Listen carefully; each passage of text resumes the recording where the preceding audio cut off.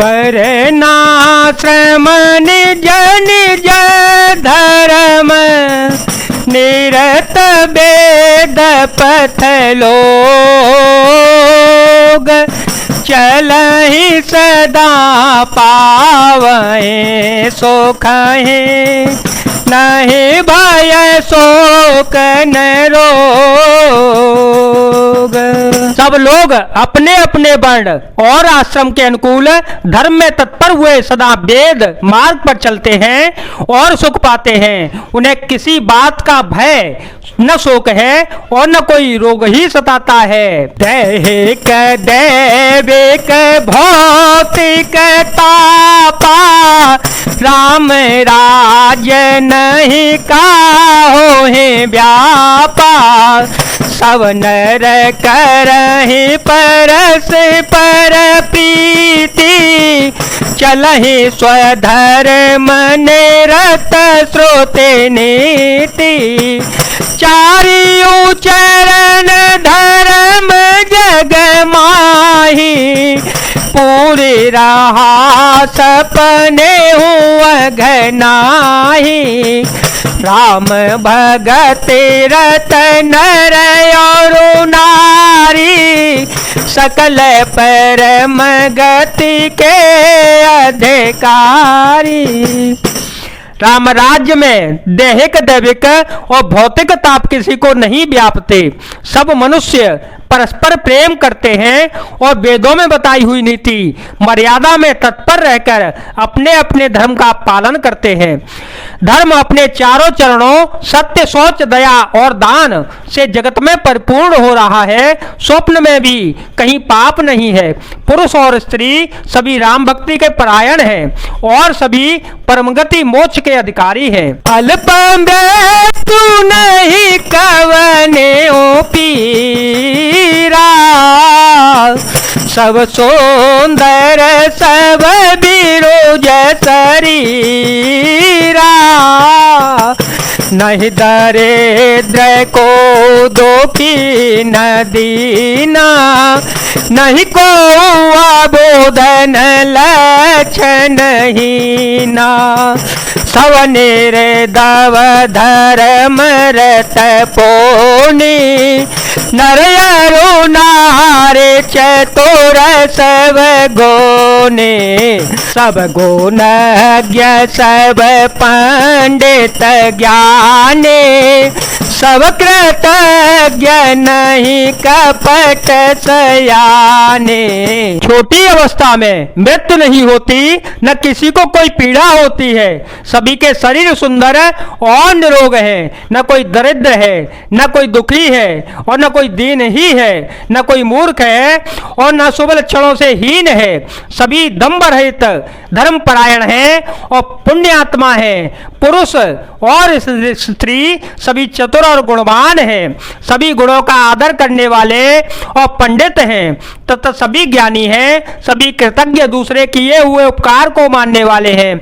कपट चतुराई धूर्तता किसी में नहीं है। राम राजन भगे सुनो सचराचर जग माहे। काल कर्म स्वभाव गुण कृत दुख काहू ही नाहि। जय जय राम जय जय राम जय सिया राम। काकभूषण जी कहते हैं, हे पक्षी राज गरुण जी सुनिए, श्री राम जी के राज्य में जड़ चेतन सारे जगत में काल कर्म स्वभाव और गुणों से उत्पन्न हुए दुख किसी को भी नहीं होते, अर्थात इनके बंधन में कोई नहीं है। भूमि सत्य सागर में खला एक भूप रघुपते कौशला। भुवन अनेक रोम प्रति जासु यह प्रभुता कछु बहुत न तासु। सो महिमा समुझत प्रभु केरी यह बरनत हीनता घनेरी, सो महिमा खगे सजिन जानी, फिर ये चरित तीन रते मानी। अयोध्या में श्री रघुनाथ जी 7 समुद्रों की मेखला करदनी वाली पृथ्वी के एकमात्र राजा हैं, जिनके एकमात्र एक रोम में अनेकों ब्रह्मांड हैं। उनके लिए 7 द्वीपों की यह प्रभुता कुछ अधिक नहीं है, बल्कि प्रभु की उस महिमा को समझ लेने पर तो यह कहने में कि वे 7 समुद्रों से घिरी हुई हैं, सप्तद्वीपमयी पृथ्वी के एक छंद सम्राट हैं, उनकी बड़ी हीनता ही होती है। परंतु हे गरुण जी, जिन्होंने वह महिमा जान ली, वे भी इस लीला में बड़ा प्रेम मानते हैं। सो जाने कर फल यह लीला, कहीं महामुनि बरदस शीला, राम राज कर सुख संपदा, भरने न सकाई पानी से शारदा, सब उदार सब पर उपकारे, दीप्त चरण सेवक नर नारी, एक नारी व्रत रत सब जारी, ते मन बच क्रम पते हितकारी। क्योंकि उस महिमा को भी जानने का यह फल लीला, इस लीला का अनुभव ही है। इंद्रियों का दमन करने वाले श्रेष्ठ महामुनि ऐसा कहते हैं, राम राज्य की सुख संपत्ति का वर्णन शेष जी और षष्ठी जी नहीं कर सकते। सभी नर नारी उदार हैं, सभी परोपकारी हैं और सभी ब्राह्मणों के चरणों के सेवक हैं। सभी पुरुष मात्र एक पत्नी व्रती हैं। इसी प्रकार स्त्रियां भी मन वचन और कर्म से पति का हित करने वाली हैं। दंड जाते हैं कर भेद जहाँ, नर्तक नृत्य समाज,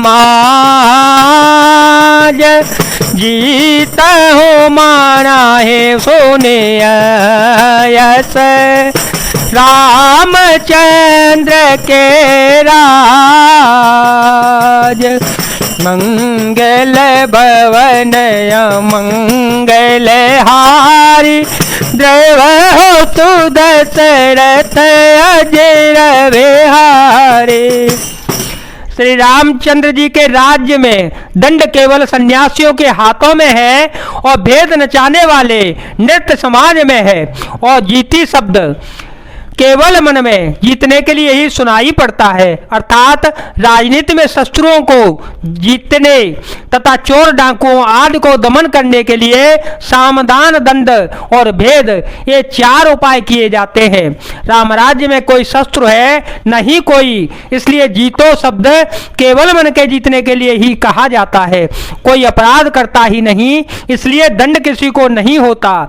दंड शब्द केवल सन्यासियों के हाथ में रहने वाले दंड के लिए ही किया जाता है तथा सभी अनुकूल होने के कारण भेद नीति का आवश्यकता ही नहीं रह गई।